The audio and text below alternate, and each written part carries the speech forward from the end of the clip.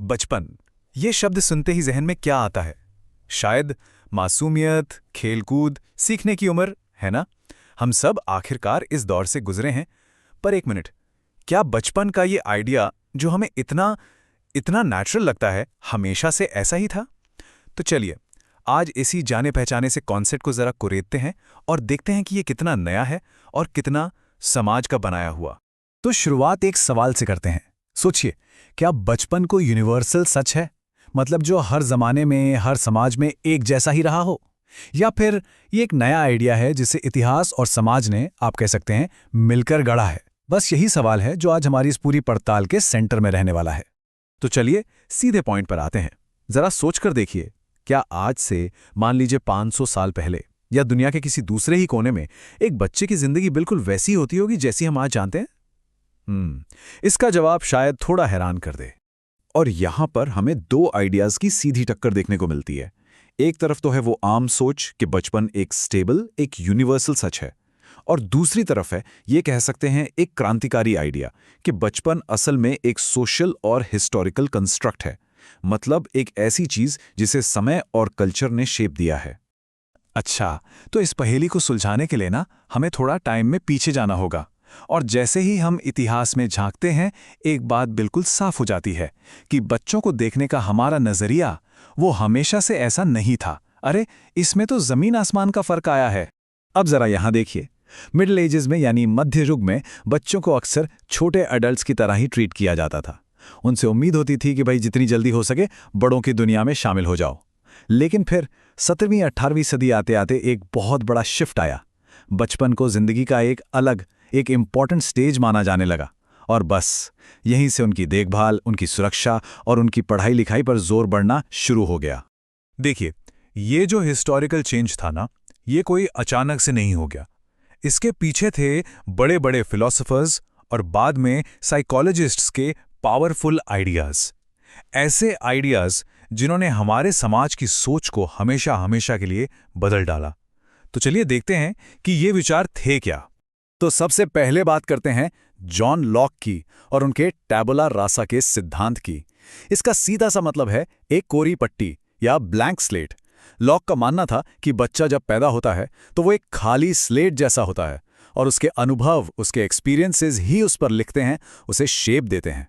सोचिए, सिर्फ इस एक आइडिया ने पेरेंटिंग और एजुकेशन की इंपॉर्टेंस को कितना कितना ज्यादा बढ़ा दिया होगा।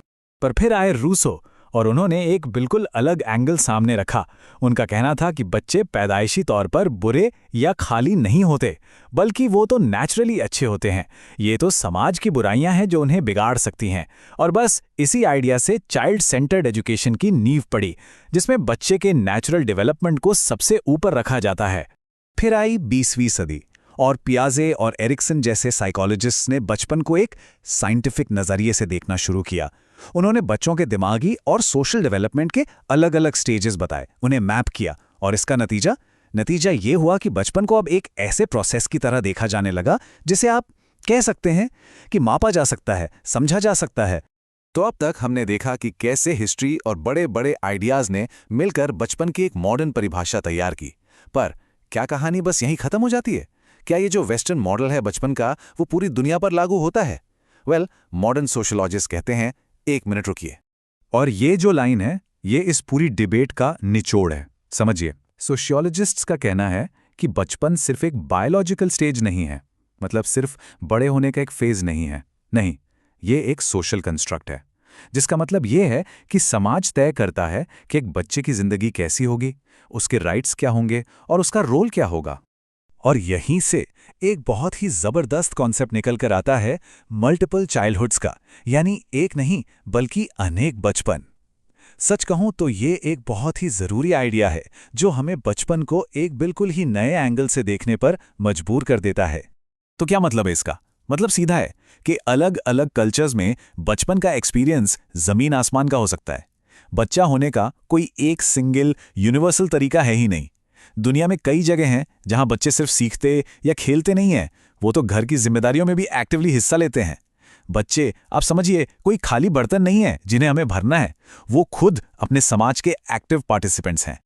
और ये स्लाइड, ये हमारी पूरी जर्नी को क्या खूबसूरती से दिखाती है ना? हम एक सिंगल फिक्स्ड आइडिया से चले थे और अब हम कहाँ पहुंचे हैं। हम ये समझ रहे हैं कि बचपन की एक नहीं बल्कि अनगिनत हकीकतें हैं। वाकई एक विचार से अनेक सच्चाइयों तक का सफर। और अब आखिर में ये सवाल, अगर बचपन कोई फिक्स्ड सच नहीं है बल्कि समाज का बनाया हुआ एक कॉन्सेप्ट है जो लगातार बदलता रहा है, तो इसका मतलब तो यही हुआ कि ये आगे भी बदलेगा। तो सोचिए, टेक्नोलॉजी, बदलते हुए सोशल नॉर्म्स और ये जो ग्लोबल कनेक्शन बढ़ रहा है, ये सब मिलकर भविष्य के बचपन को क्या शक्ल देंगे। सोचने वाली बात है ना।